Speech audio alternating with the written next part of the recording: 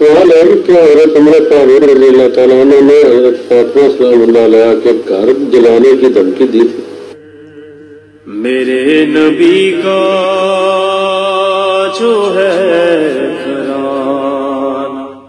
سوال ہے کہ حضرت فاطمہ زہرا سلام اللہ علیہ کے گھر کو کیا جلانے کی دھمکی دی گئی ہے؟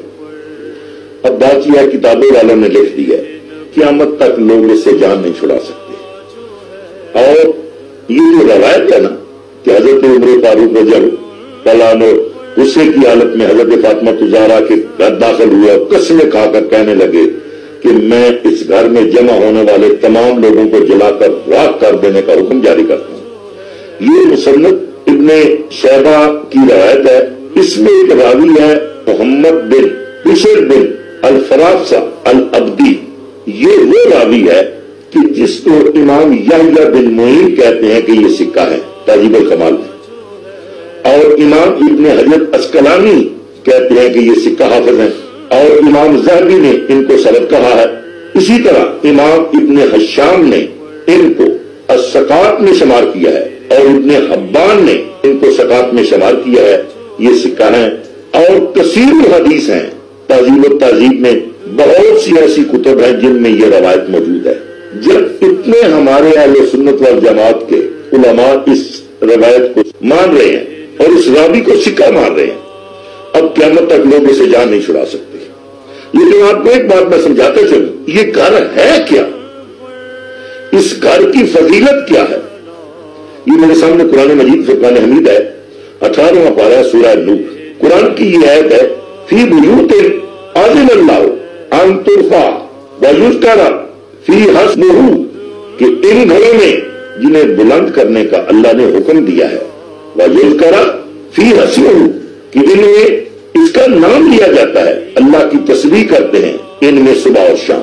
اس آیت کے ریفرنس میں امام جلال الدین سیوطی اس گھر کی فضیلت میں لکھتے ہیں، امام ابن مردویہ نے حضرت انس بن مالک سے اور حضرت بریدہ رضی اللہ عنہ سے روایت نقل کی ہے کہ نبی پاک صلی اللہ علیہ وسلم نے اس آیت کی تلاوت کی.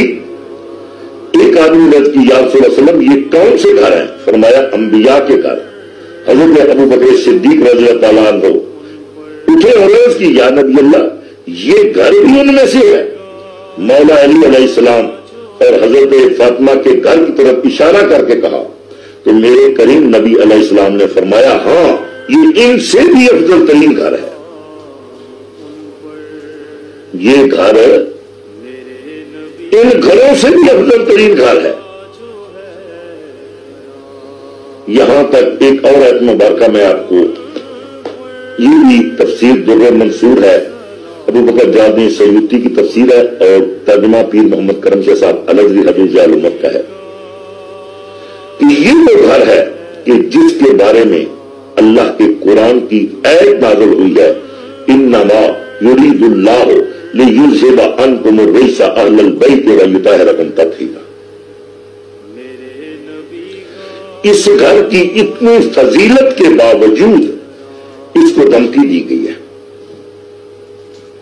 اب لوگ یہ خیال کریں گے کہ یہ دھمکی دی، خدا کی عزت کی قسم حضرت ابو بکر صدیق نے مرتے وقت یہ افسوس کیا ہے کاش یہ کام ہم سے نہ ہوتا.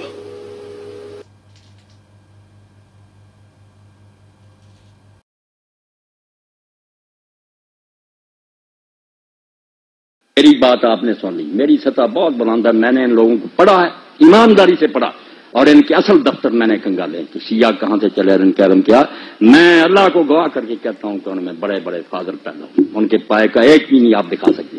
باقی صحابہ کو برا کہتے ہیں جو انہیں پتا چلا، کہنا ہی ہے جنہیں پتا چلا کہ فاطمہ کو مارا حضرت عمر نے، ان کے بازو توڑا اور ان کے بچہ پیٹ سے گرایا، وہ کیوں نہ برا کرتے؟ اب یہ صحیح ہے یہ غلط روتے ہیں آپ، کتابوں میں لکھا، آپ کہیں گے اس کی سند ضعیف ہے، وہ کہتے ہیں کہ ہمیں ایک بار کتابوں میں راویوں نے میرے بھائیوں لکھ لیا سب کچھ، اب شیعہ اس سے جان نہیں چھڑا سکتے. وہ کہتے ہیں وہی عمر ہے جس نے حضور کو کاغذ قلم نہیں دیا. آپ نے آخر وقت کہا لاؤ میں تحریر لکھ دوں، نکالو. وہ کہتے ہیں اپنی بخاری 6 جگہ لکھا. اللہ کے نبی نے آخر وقت کہا لیاؤ سامان، میں ایسی چیز لکھوا دوں میرے بعد گمراہ نہ ہو. کس نے اٹھ کر کہا کہ ہم نہیں لکھوائیں؟ حضرت عمر نے کہا کہ قرآن کافی ہے، ہمیں نہیں حضور کی تحریر چاہیے. کہتے ہیں اس کو کہتے ہیں حضرت اللہ کے رسول کی وسیعت نہیں لکھنے دی. اب بات ذرا نہ آپ کھلوائیں، بس جو بات آپ کو سمجھا دی نا کہ ہر شخص بیچارہ پھنسا ہوا، وہ کچھ نہیں غریب کر سکتا، جو کسی نے پڑھ لیا اس کے دل میں بیٹھ گیا. یہ نہ کافر ہیں نہ بے دین ہے، رسول اللہ کے دیوانے ہیں. اب جن غریبوں کو سمجھ آئی کہ انہوں نے حضور کے خاندان سے بعد میں بڑا ظلم کیا، بی بی فاطمہ روتی ہے ان کے ہاتھ سے مری، وہ کیوں نہ برا کہیں ابو بکر اور عمر کو؟ جن کو پتا چلا نہیں وہ تو اچھا سلوک کرتے وہ غریب کہتے ہیں، ان کی عزت کریں. یہ بیچارے بعد میں جو ہم پیدا ہوئے ہمارے بس میں کچھ نہیں. لکھنے والے وہ بھی لکھ گئے، وہ علماء ان کو ممبروں پر سناتے ہیں کہ کون فاطمہ کے گھر پر آگ لے کر گیا تھا، جس نے دروازہ گرایا اور فاطمہ رضی اللہ کے پیٹ پر گرا اور ان کا بچہ گر گیا، اس صدمے سے مری. یہ کتابوں میں درج ہے کہ حضرت عمر نے یہ کام کیا. وہ کہتے ہیں اس عمر کو کہتے ہیں کہ نیک کو. اب جو یہ سنیں گا آپ جل پر ہاتھ رکھے وہ گالیاں نہیں دے گا تو اور کیا کریں؟ آپ کے علماء کریں گے یار یہ جھوٹی کہانیاں، وہ بھی سنی بات کہیں گے جھوٹی. موقع پر نہ وہ تھے نہ یہ تھے. لکھنے والوں نے ظلم بھی لکھ دیے، لکھنے والوں نے ان کے عدل بھی لکھ دی. بعد میں جو پیدا ہوئے غریب پڑھتے رہے، مگر یہ صبر کر جائیں، بالکل ایک دوسرے کو گلے لگا لیں کہ بھائی آپ نے جو سنا اس کو مانے، ہم نے جو سنا اس کو مانے. رسول اللہ کو تو سب مانتے ہیں، آؤ بھائی بندے مل کر رہیں. وہ بندے اچھے تھے یہ برے تھے، اللہ فیصلہ کرے گا. اس پر آ جائیں انشاءاللہ نا یہود نصارہ کچلے جائیں گے. اور اگر آپ نے یہ بحثیں چھیڑی رکھی کوئی عالم مناظرے سے انہیں ختم نہیں کر سکتا. آپ آج سن لیں، میرا یہ ریکارڈ پہنچا دے، جو بندی ہو بریلی جو شیعہ میدان میں آئے مجھے لے جائیں انٹرنیٹ پر، یہ سارے گروہ بیٹھ لیں، میں اکیلا ہی ہوں گا، منوا دوں گا کہ سارے اپنی اپنی ذات پر سچی. یہ کتابیں نکال لو. اب جس شیعہ نے یہ سنا کہ عمر نے یہ ظلم کیا وہ کیسے نیک کہے گا؟ کرو بات انصاف. اور جو کہتا وہ اتنا نیک تھا وہ برا کیسے کہے گا؟ مگر کتابوں کا کون فیصلہ کرے کہ ان میں سے کون معتبر ہے؟ یعنی ہم کہیں گے ہماری معتبر ہے، وہ کہیں گے ہماری معتبر ہیں. سب کے حال تہجد گزار ولی روزے رکھنے والے بیچاروں نے جو سنا اس پر رکھے ہوئے. خدا کے لیے اس بات کو سمجھنے کی کوشش کریں، جو سنا ہے لوگوں نے اس پر پھنسے ہوئے. کوئی بے دین نہیں مرنا چاہتا نہ کوئی برا. باقی جو پیٹ کی خاطر لڑا رہے ہیں نا ذاکر وغیرہ اور ادھر ہمارے ملا، یہ تو بیچارے ان کا دندا ہے، ان کی بات نہیں. عالم اگر کھوائے وہ سامنے آئے، میں اس سے بات کروں گا. کیا نکالو اپنی کتابیں. یہ ہدایت سے بڑی کوئی کتاب آپ کی ہے؟ کیوں اس میں لکھا ہے کہ شیعوں کے ساتھ رشتہ داری جائز ہے؟ کیوں ان کے لکھا ہے کہ ان کے پیچھے نماز جائز؟ یہ شامی نکال لیں آپ. صاف لکھا کہ جو مفتی محمد شفیع رحمۃ اللہ علیہ دیوبندی، یہ تقی عثمانی کے والد سے امداد المفتی یہ نکال. اس میں جب لوگوں نے پوچھا کہ شیعوں سے رشتہ داری، انہوں نے کہا جو گاڑیاں بھی دیتے ہیں حضرت ابوبکر عمر کو ان کو کوئی کافر نہیں کہہ سکتا. اور لکھا کہ جو خلاصہ الفقہاء میں لکھا کہ یہ کافر ہے، قول مخالف للاجماع. یہ خود مفتی محمد شفیع صاحب نے کہ بالکل ردی قول ہے، گالیاں دینے سے کوئی کافر نہیں ہوتا. ایک بےہودگی کہہ سکتے ہیں کافر کیسے ہوگا؟ کافر ہوگا کوئی کمبخت جب یہ کہہ دے گا کہ اب میں محمد رسول اللہ کو نبی نہیں مانتا. یہ کلمہ پڑھ کر اسلام میں آیا تھا، نہ ابو بکر کا کلمہ پڑھ کر آیا تھا، نہ علی کا آیا تھا. یہ بعد میں آئے، حضور کا کلمہ پڑھا تھا. جس کمبخت نے اس میں شکدار کر لیا نا کہ اب مجھے یقین نہیں رہا، میں نہیں آپ کو نبی مانتا. کافر ہوگا، صرف وہ حرامی ہوگا، باقی کافر نہیں ہوگا جتنا چاہے مناظرہ کرے. کافر کس سے ہو گیا؟ وہ رسول اللہ کو نہیں مانتا. نبی رسول اللہ یا علی نبی، ابو بکر نبی، یہ نبی نہیں ہے، نبی کی امتی. حضور کو ماننا دین ہے، آپ کو ماننے سے نہ ہٹ جائے. بس اس کو قابو رکھے، پھر کوئی بات نہیں، جو سنی ہے بات سنتے رہو. آپ خود ہی صحابہ اللہ کو دیکھو گے، رسول اللہ کو نہ چھوڑ دینا معاذ اللہ، اس سے نہ قدم پھسل جائیں.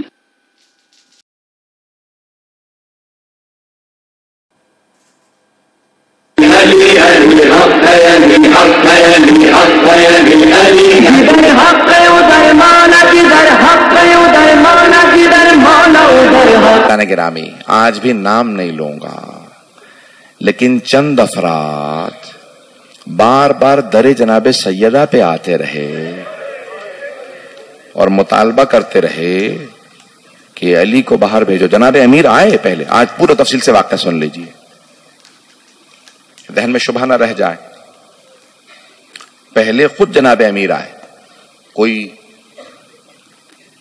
دربار کی طرف سے آدمی آیا کہ یا علی آپ کو بیعت کے لیے بلایا، تو آپ نے کہا میں بیعت کا نہیں کروں گا، اور اب ان سے کہہ دو بار بار کسی کو نہ بھیجیں، نہ میں دربار آؤں گا نہ میں بیعت کروں گا. میں قرآن جمع کر رہا ہوں یا تفسیر قرآن لکھ رہا ہوں، شان نزول قرآن کی آیات کا جمع کر رہا ہوں، مجھے اب کوئی بھی بار بار آ کے سوال نہ کرے، اب میں لکھ رہا ہوں. مولا اپنے حجرے میں چلے گئے اور قرآن کو جمع کر کے جو بھی مختلف جگہوں پہ مختلف کاغذوں پہ قرآن لکھا تھا اسے جمع کر رہے تھے، ترتیب دے رہے تھے. اسے ترتیب دے رہے ہیں کہ پیغمبر کے فوراً بعد ترتیب دے دوں اس سے پہلے کہ لوگ مختلف قرآن ناراض کریں. اب یہاں پہ جناب امیر علیہ السلام کہہ کے گئے در پہ، کوئی دروازے پہ نہ آئے. جو آدمی بھیجا گیا تھا بلانے کے لیے اسے بتا دیا اب مت آنا. اس نے جانے کے بعد کہا، علی نے صاف الفاظ میں منع کر دیا، نہ بیعت کروں گا نہ دربار آؤں گا. تو کسی اور نے کہا کہ تم رکو، میں کچھ لوگوں کو لے کے جاتا ہوں. کہ نہیں ہم ساتھ چلتے ہیں. اگر علی باہر نہیں آتے تو ایک نے مشورہ یہ دیا، مختلف افراد ہیں ان میں سے ایک نے یہ کہا کہ آگ لے چلتے ہیں. اگر علی نے بیعت نہ کی تو پھر کوئی بھی بیعت نہیں کرے گا، علی سے بیعت ضروری ہے. کہ آگ لے چلتے ہیں، ڈرائیں گے دھمکائیں گے، علی سے بیعت لے لیں گے. وہ اور ہوں گے جو ڈرانے دھمکانے سے بیعت کر لیتے ہوں. یہاں تک کہ خود شبلی نعمانی کہتے ہیں کہ بھی مزاج تو ایسا ہی تھا، وہ آگ لے گئے ہوں گے لیکن آگ لگائے نہیں ہوگی، صرف ڈرانے لے گئے ہوں گے. میں کہتا ہوں چلیں اتنی سی بات کو جو آپ نے فرض کیا ہے نا کہ آگ لائے ہوں گے، کون سی ایسی نوبت آ گئی تھی دختر رسالت کے گھر پہ لوگ آگ لے آئے؟ دختر رسالت کے لوگ گھر پہ آگ لے آئے ہیں. واقعے کو میں مکمل کروں گا، ابھی سنیے گا. ابھی میں پورا واقعہ پڑھنا چاہ رہا ہوں. اگر سننا چاہیں گے سب لوگ اس کو غور سے سنیے گا، کیونکہ ماحول مصائب کا بن چکا ہے اس لیے میں نے ماما اتار دیا ہے. لیکن میں مصائب نہیں پڑھ رہا ہوں، میں چاہتا ہوں کہ میں واقعہ مکمل کروں. آپ مجھے پتا ہے لوگ گریہ کرتے رہیں گے کہ ایک مرتبہ سب کے سب ایک ہجوم کی شکل کے اندر در پہ آ گئے. ایک نے آگ پکڑ رکھی ہے اور کہا کہ آگ لگا دیں گے اگر علی واقعا باہر نہ آئے. اب سب جمع ہے، ایک خوف بھی ہے کہ علی ہیں، لیکن ایک نے دوسرے سے کہا کہ نہیں میں نے خود سنا تھا پیغمبر نے علی سے وعدہ لیا تھا میرے بعد تلوار نہ اٹھانا. کہا کہ پھر سوچ لے ایسا نہ ہو یہ شیر خدا ہے. کہ نہیں میں نے خود سنا تھا. علی نے کہا یا علی میرے بعد تلوار نہ اٹھائیے گا. یہ سب اسلام چھوڑ جائیں گے. یہ لوگ جیسے بھی مسلمان رہیں، بعد والے جو مسلمان آئیں گے وہ ہمیں ماننے لگیں گے یا علی ابھی تلوار نہ اٹھائیے گا. کہا یا رسول اللہ میں صبر کروں گا، علی سے بڑا کوئی صابر نہیں ہے. یہ کوئی اعتراض نہ کرے کہ جناب امیر علیہ السلام کے ہوتے ہوئے دروازہ گرا دیا، مولا کہاں تھا. نہیں، خبردار کوئی اعتراض نہ کرے. جناب امیر فرماتے ہیں، نہج البلاغہ میں فرماتے ہیں کہ میں نے اتنا صبر کیا ہے کہ اب صبر مجھ سے پوچھتا ہے یا علی اور کتنا صبر کیجئے گا. کہ صبر بھی میرے سامنے ہار گیا. یہ بہت بڑا جملہ مولا کا. کسی کی ناموس پہ حرف آ جائے، جملہ میں کہہ گیا ہوں. آپ کے ذہنوں میں حضرت ایوب ہیں. جناب ایوب جناب یوسف کے داماد تھے. جناب یوسف کی بیٹی کا نام تھا رحمہ، جناب ایوب کی زوجہ تھی. جب ایک مرتبہ وہ گھروں میں کام کر کے آ رہی تھی نا، برقع میں جاتی تھی، گھروں میں کام کر کے جناب ایوب کے لیے کھانا لاتی تھی. جناب ایوب کی غیرت نے برداشت نہیں کیا تھا کہ لوگ میری بیوی سے متعلق بات کریں، تو کہا تھا پروردگارہ اس سے آگے میں امتحان نہیں دے سکتا. تو خدا نے جناب جبرائیل سے کہا کہ جا کے سوال کر کے آیا، ایوب سارے بیٹے کس نے دیے؟ کہا پروردگارہ تو نے. کہا یہ صحت کس نے دی تھی؟ کہا پروردگارہ تو نے. یہ محل کس نے دیا تھا؟ پروردگارہ تو نے. یہ فصلیں کس نے دی؟ پروردگارہ تو نے. کہا آج میں نے امتحان لیا، آزمائش لی تو تم نے انکار کر دیا. کہا پروردگارہ بیٹے میں نے دے دیے تیرے راہ میں نے صحت دے دی، فصلیں گر گئیں، فصلیں ختم ہو گئی، محل گر گیا، سب کچھ، لیکن پروردگارہ آج میری ناموس پہ حرف آیا، میں اسے برداشت نہیں کر سکتا. اللہ نے کہا اے ایوب قیامت تک جہاں صابروں کا نام آئے گا وہاں آپ کا نام آئے گا. اب سمجھ میں آ رہا ہے مولا علی کا، مولا سجاد کا مقام. جہاں جناب ایوب کا صبر تمام ہو گیا وہاں میرے مولا علی کا، مولا سجاد کا صبر شروع ہو رہا.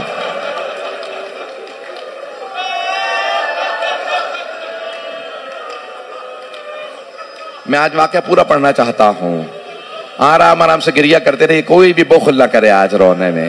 آج کسے پرسہ دیں گے؟ آج شیر خدا سے کہے مولا آپ کے دروازے کو آگ لگا دی گئے. اب یہاں پہ روایت کے الفاظ سنیں. بس ایک مرتبہ جناب سیدہ صحن میں چکی پیس رہے ہیں، جناب امیر قرآن جمع کر رہے ہیں. اچانک دروازے پہ دستک ہوئی. امام حسن مجتبی 8-9 برس کے ہیں، بہت تیزی سے باہر آئے. بی بی نے کہا کہ بیٹا رک جاؤ. فوراً جناب امام حسن مجتبی کہتے ہیں میری ماں نے سر پہ برقع لیا. جب دروازے پہ کسی نے لات مارنا شروع کی तो बीबी बहुत तेजी से दरवाजे पे आए, दोनों हाथ दरवाजे पे रखे, सर पे बुर्का लेके कहा रुक जाओ, मैं तुम्हारे नबी की बेटी हूं।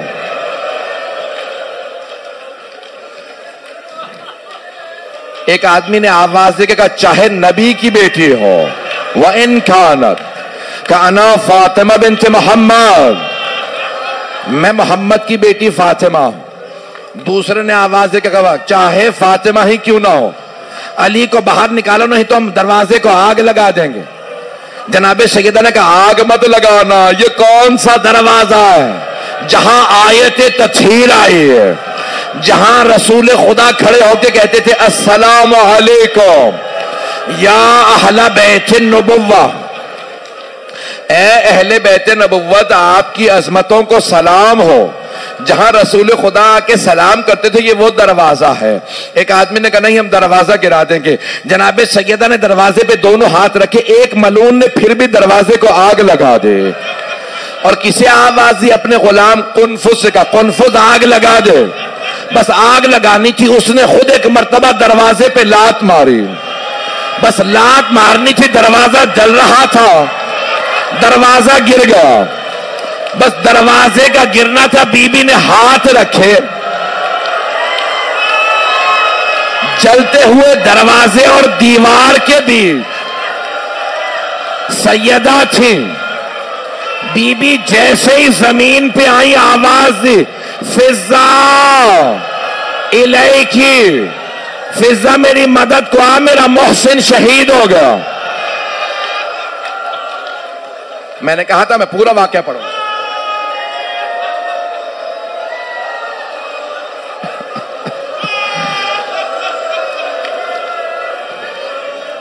एक मर्तबा जनाबे अमीर एक हुजरे से बाहर आए, जनाबे अमीर ने एक के गिरबान में हाथ डाला, उसे उठा के जमीन पे फेंका, सीने पे पांव रख के कहा अगर मुझे पैगंबर की इजाजत होती मैं अभी तेरा कत्ल कर देता। उसने आवाज देकर कहा मैंने कहा था ना अली ने वादा किया तलवार नहीं उठाएंगे, अली के गले में रस्सी डालो। एक मलऊन ने जिसे सैफुल्लाह कहते हैं अली के गले में रस्सी डाली, मेरे देखिएगा, जैसे ही रस्सी डाली जनाबे सैयदा ने अली की अबा में हाथ डाला, कहा मैं ले जाने नहीं दूंगी मेरे सरकार, मैं ले जाने नहीं दूंगी। दूसरे मलऊन ने हाथ में दुर्रा था, जब दुर्रा मारा बीबी के बाजू पे लगा, हाथ से अबा का दामन छूट गया। एक हमारे आलिम ने यहां तक लिखा कि एक मलून के हाथ में तलवार थी, उसने तलवार का दस्ता हाथ पे मारा, बीबी के हाथ से अबा छूट गई। जनाबे सैयदा ने आवाज दे के कहा फिजा मेरे बाबा का अम्मामा लेके आओ। बीबी ने अम्मामा खोल के सर पे रखा, कहा फिजा मेरे बाबा का असा लेके आओ। फिजा मेरे बाबा की अबा लेके आओ, अबा को सर पे रखा, बुरके के ऊपर अबा को रखा, अम्मामा खोल के सर पे रखा, हाथ में असा लिया, कहा फिजा मुझे सहारा दे, मुझसे खड़ा नहीं हुआ जा रहा। जनाबे अस्मा, जनाबे फिजा बीबियां आई, बीबी के बाहों में बाहें डाली, एक मर्तबा बाजुओं से पकड़ा, जब उठाया बीबी को तो जनाबे सैयदा ने कहा फिजा मुझे मेरे बाबा के रोजे पे ले चलो। आखिरी जुमले सुन ले, अब आप बर्दाश्त नहीं कर रहे। बीबी रोजे पे आई, आने के बाद बैठी, कब्र के सरहाने बैठी, कहा बाबा आपके बाद अली के हक को छीना गया, मैं खामोश रही। बाबा मेरे छोटे छोटे बच्चे यतीमों की तरह रहते हैं, हसनैन फाकों से हैं, मैंने बड़ा सब्र किया। बाबा मेरा बागे फतक छीन लिया, मैंने सब्र किया। बाबा मैं सब्र करती रही, मेरा मोहसिन शहीद हो गया। लेकिन बाबा आज मेरी आंखों के सामने मेरे सरताज के गले में रस्सी डाली। बाबा अब मैं बर्दाश्त नहीं कर सकती, बाबा आज मैं बद्दुआ करने आई हूं। بی بی نے ہاتھوں کو اٹھایا، کہا بابا میں بد دعا کرنے آئی ہوں۔ جناب امیر مسجد نبوی میں تھے، جناب امیر کے انہوں نے گلا اور ہاتھ باندھ رکھے۔ ایک مرتبہ جناب امیر نے کہا سلمان فوراً روضہ رسول پہ جاؤ۔ جناب سلمان فارسی نے کہا مولا آپ کو چھوڑ کے نہیں جا سکتا۔ مولا کیا بات ہے؟ کہ سلمان سیدہ بد دعا کرنے والی ہے، فوراً جاؤ۔ کہ مولا کیسے پتا آپ کو کہ فاطمہ بد دعا کرنے والی ہے؟ کہ سلمان مسجد نبوی کی دیواریں اٹھتی نظر آ رہی ہیں، سلمان مدینے میں عذاب الہی آ جائے گا، فوراً جا۔ ایک مرتبہ مولا نے کہا سلمان فاطمہ سے بس ایک بات کہنا، سیدہ علی کہتے ہیں میرے حق کا واسطہ بد دعا نہ کیجیے گا۔ جناب سلمان روضہ رسول پہ آئے، آواز کا بی بی مولا کہتے ہیں میرے حق کا واسطہ بد دعا نہ کیجیے گا۔ بی بی نے کہا بابا علی کی خاطر بد دعا کرنے آئی تھی، علی کی خاطر بغیر بد دعا کیے واپس جا رہی ہوں۔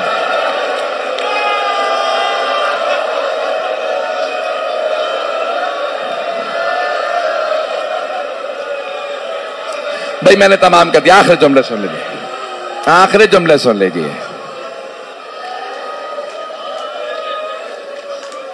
اب آپ میں رونے کی طاقت نہیں ہے۔ میں نے کل ایک وہاں روایت پڑھی تھی دوسرے مقام پہ، ایک جملہ کہہ دوں۔ ایک بہت بڑے عالم دین ایران کے، وہ کہتے ہیں میں ایک جگہ مجلس پڑھ کے اترا، میں مجلس پڑھ کے اتر آیا، دیکھا مصائب ختم ہو گئے، پھر بھی ایک آدمی بیٹھا رو رہا ہے۔ ماتم ختم ہو گیا، دیکھا پھر بھی رو رہا ہے۔ تبرک کے لیے دسترخوان بچھ گئے، پھر بھی رو رہا ہے۔ وہ عالم دین کہتے ہیں میں خود ممبر سے آگے گیا، جا کے اسے گلے لگایا، پوچھا کیا بات ہے، مصائب کے کون سے جملے نے تمہیں اتنا رلایا؟ اس نے کہا کہ آغا میں ہڈیوں کا ڈاکٹر ہوں،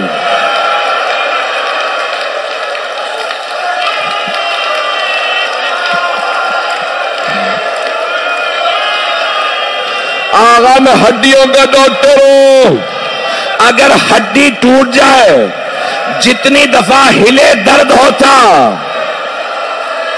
لیکن اگر پسلی ٹوٹ جائے جتنی دفعہ سانس لو اتنی دفعہ درد محسوس ہوتا۔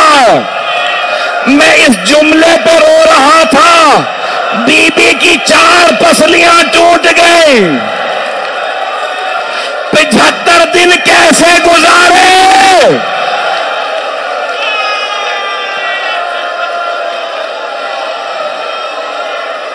الا لعنت اللہ علی القوم الظالمین۔